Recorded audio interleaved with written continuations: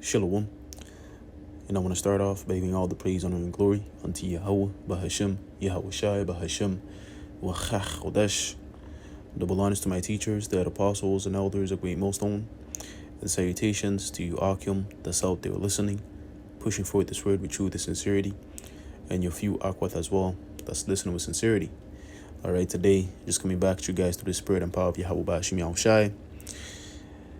And we're in this to endure until the end, man. Because if you don't endure until the end, you will not be saved. Okay? The Lord requires loyalty. He requires for you to basically trust in Him no matter the weather. All right? And we're coming into the times where really our faith is going to be tested. Okay? Where the Lord is going to intensify the fire to where that He's going to show. Basically, you're gonna have to show your resolve, man. You're gonna have to basically. The Lord is gonna try you to see what type of man you are. Are you a man that's gonna complain and fall out, or are you a man that's gonna roll with the punches and endure?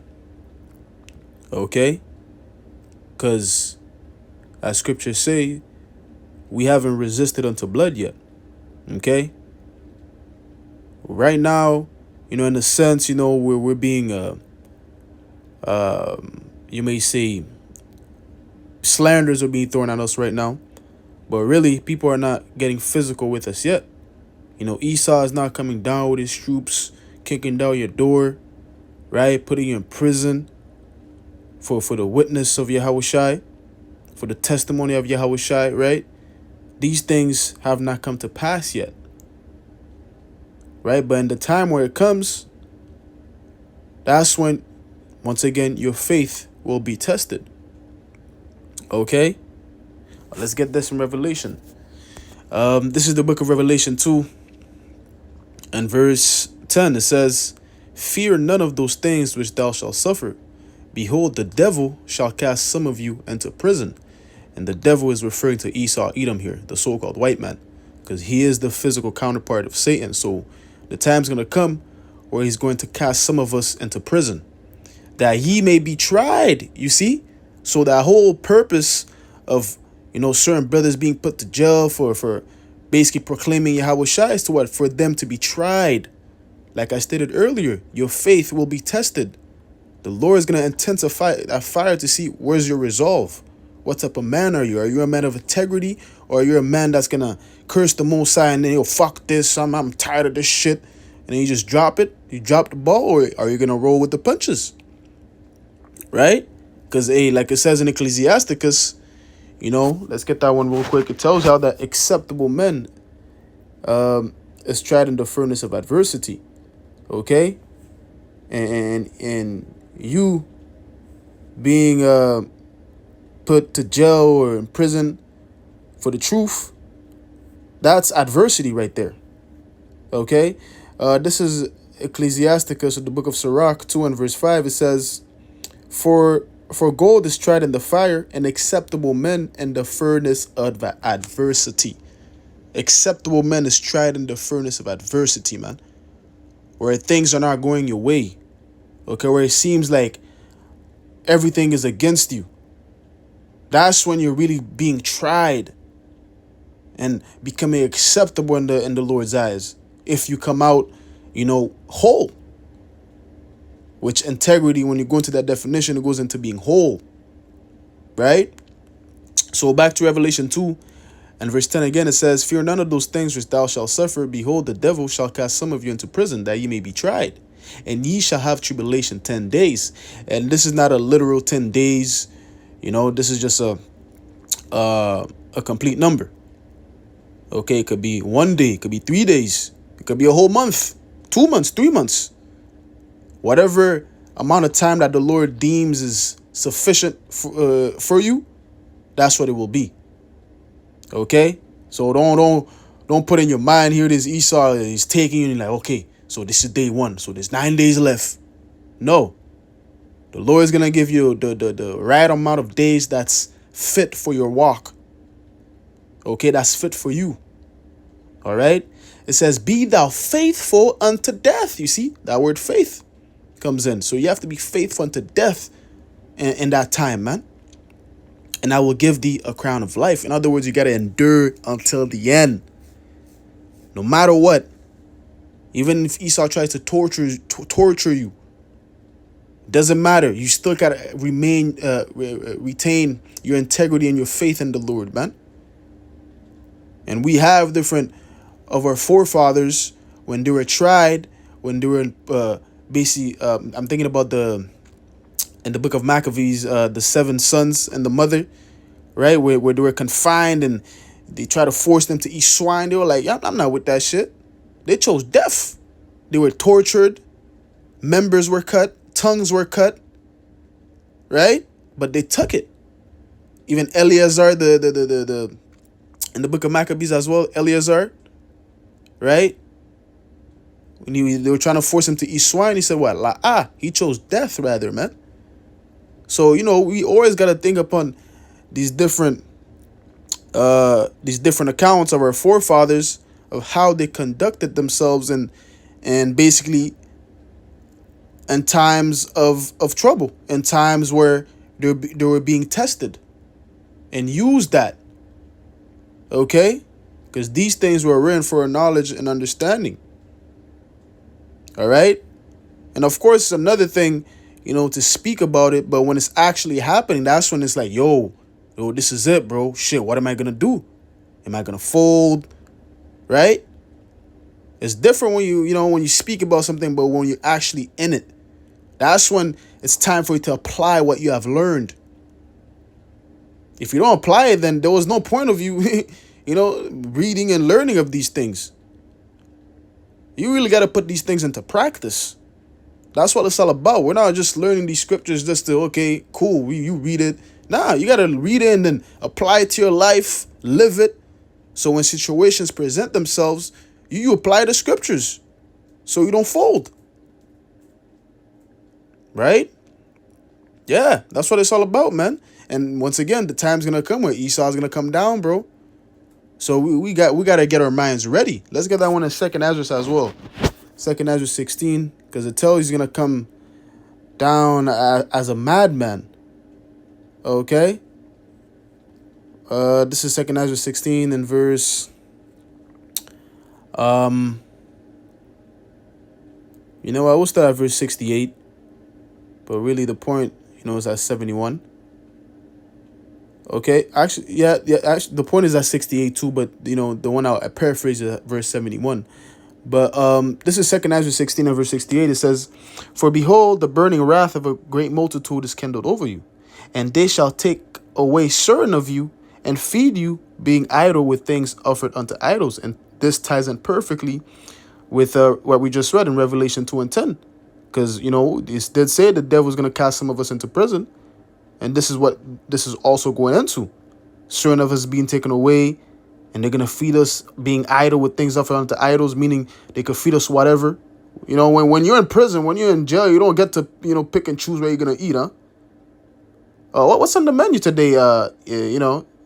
Nah. Whatever they give you to eat, that's what you have. That's it. So you're gonna be offered food idol, forced to eat things offered unto idols, man. You're not gonna get a choice in the matter. Okay? Verse 69, it says, and they that consent unto them shall be had in derision and in reproach and trodden underfoot. Okay? Meaning those that consent unto Esau, they're gonna be through. Okay? Because Esau is not for your welfare. That's why it says, who will pity one that is bitten by a serpent? Okay? Esau is a serpent, man. He has certain like characteristics. So if you trust him, he will bite you. And these people will get bitten. Okay? Verse 7, it says, and there shall be in every place and in the next cities a great insurrection upon those that fear the Lord. Yeah, persecution is coming. Okay?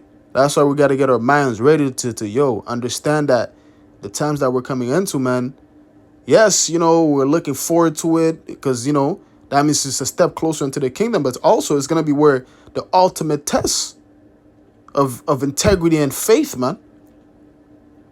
Okay? Verse 71, they shall be like madmen, sparing none, but still spoiling those that fear the Lord. Yeah, Esau's going to be like a madman, like a wild man out here, man. Not sparing nobody. Okay? Even these false camps he has set up, he's going to come down on them too. They think they're safe. They made a deal with the devil. You know, they signed the 501c3s. Right? But hey, that covenant with death will be disannulled, man. Esau doesn't regard covenants. Yo, look what he did with the Gadites, man. The book of Psalms 55 and 20 tells you he doesn't keep covenants, man. He's an oath breaker. Okay? So, hey, even these false camps out there, man, yo, they're going to get caught in the crossfires of Esau too, man. They think they're safe, but trust me, they're going to feel it. Okay? Now let's get this, because, you know, when I started the lesson, I said that what? We got to endure until the end, right? Because if you don't endure, the Lord will not accept you, okay? If all of a sudden, here it is getting too hot, and you fall, you fumble, right? Like it says in Proverbs, you know, if you faint in the day of adversity, your strength is small. That's what it really means if you fold, man. And if you fall, man, don't try to come back and say, oh, Lord, you know what? You don't remember my works, Lord? I prophesied in your name before. You can't say that. What matters is your latest fruit. Okay? The Lord is always looking for new fruit, new works, not old works. Okay? I want to get this. Let's get this in the book of Ezekiel. Because it says how that, you know, if you fall, all the works basically you did is going to be forgotten. Okay, that's why it's important to stay on this until the end, man. Right? Like we read in Revelation 2 and 10. Strive for the truth unto death. Oh, well, you know what? Before I get Ezekiel, let me get this one first. And Ecclesiasticus 4 and verse 28, it says, strive for the truth unto death, and the Lord shall fight for thee. Point blank, period. So you got to fight unto death, man, no matter what. If you're going to die, fuck it. Die in the truth. It's better to die in the truth than to die not being in the truth, man. Especially if you were in the truth and then you chose to fall out and then now, shit, you died without the truth? Damn. And here it is. You had the opportunity. You had the truth in your hands and you chose to drop it and then you die? Shit. You don't want that to be your lot, man. Trust me, you do not want that, because the Lord will judge you severely. Severely, man. Like it says, those that knew the Lord's will and did it not, many stripes. Okay? So let's get Ezekiel. We'll get it in the blue letter. Okay? This is the book of Ezekiel 18 and verse 24. It says, but when the righteous turneth away from his righteousness and commit iniquity, and doeth according to all the abominations that the wicked man doeth, shall he live? In other words, you will not live, okay? Only death is awaiting you in judgment. That's it. Because you fell out. It says, all his righteousness that he hath done shall not be mentioned. It will not be mentioned at all. All your old works, oh, you were there in the highways and byways, in season, out of season. You were doing lessons, 2 lessons twice a day in the week. If you fall out, all that is forgotten, man. It's not going to be mentioned at all. We're reading it. Let's read it again. It says, all his righteousness that he hath done shall not be mentioned. That's why it's important to stay until the end, man, to endure, man. Because if you don't, man, it doesn't matter what work you put in. It's not going to be mentioned. It's going to be forgotten, man. It says, and his trespass that he hath trespassed, and in his sin that he hath sinned, in them shall he die. So you will die in your sin.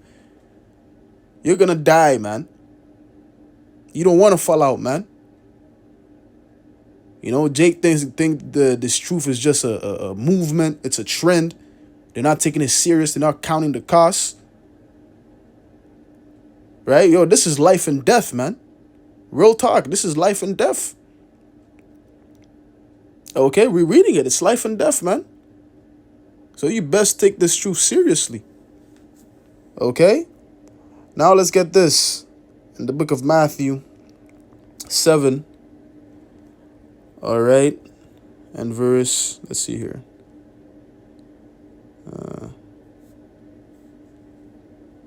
Bear with me for a minute. Yeah, Matthew 7 and verse 21.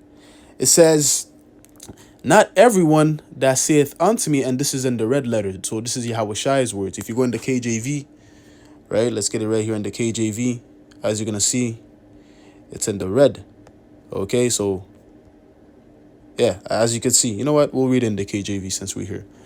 It says, Matthew 7:21, it says, not everyone that saith unto me, Lord, Lord, shall enter into the kingdom of heaven, but he that doeth the will of my Father which is in heaven. That's straight facts. If you're not doing the will of the Lord, even if you call upon him, you're not going to enter the kingdom. You will not be saved. And part of the will of the Lord is what? Enduring until the end. Staying in this until the end. Okay? Being a prophet, being a teacher, it's a full-time job. There's no breaks. There's no vacations. You take a leave, then come back. No. There's none of that in this, man. This is a full-time thing. Until we get delivered. Okay, we're not here to rest. Micah 2:10 tells us this is not a rest, man. We're here to work our ass off, man. You want to obtain the kingdom, you got to work. Yahushua had to work for his kingdom, man. Likewise, we got to work too. There's no breaks here. Okay? It says, verse 22, many will say to me in that day, Lord, Lord, have we not prophesied in thy name? And in thy name have cast out devils? And in thy name have done many wonderful works? And you see how Yahushua was saying this in the past tense, because they're bringing up their old works. Right? Oh, Lord, remember before, I was preaching your name fervently. I was in the spirit, Lord. Remember that one video I did, Lord? I was in the spirit in that video, Lord. I think surely elect members heard my lesson. They came into the truth because of that lesson. Right? That's your old work. The Lord doesn't, if you don't stand until the end, your old works do not matter. If you don't stay until the end. Okay? Verse 23, it says, and then will I profess unto them, I never knew you. Depart from me, ye that work iniquity. That's what the Lord is going to say. Get out of here. I don't know you. Who are you? You fell out. Okay? You didn't stand stiffly for my name. Okay? Because the elect, they're going to stand stiffly for the Lord's name. They're not going to fold under pressure, man. And if you fell out, like scriptures say, ultimately it's because you were not part of us. That means you weren't part of Yahushua. That's why he's going to say, hey, I never knew you. You were never part of me. You only came in just to fall out. You only came in just to get the sentence of death. Right? Yeah. The Lord's not to be played with, man. Especially with his business, with his work. Okay? This is not no light thing, man. We got to endure until the end. We got the precepts proving how that's, hey, if you don't, hey, major judgment is going to come to you, man. Scriptures even speak about, it were better for you not to know the way of righteousness. And it were better for you not to know it than to know it, then afterwards fall out, man. That's not a good look, bro. It's not a good look at all. Okay? Hey, so with that, man, I'm going to close it off there by giving all the praise, honor, and glory unto Yahweh, Bahashem, Yahushai, Bahashem, Wachach Chodesh. Lord willing, this lesson was edifying. Until next time, I'm going to say Shalom.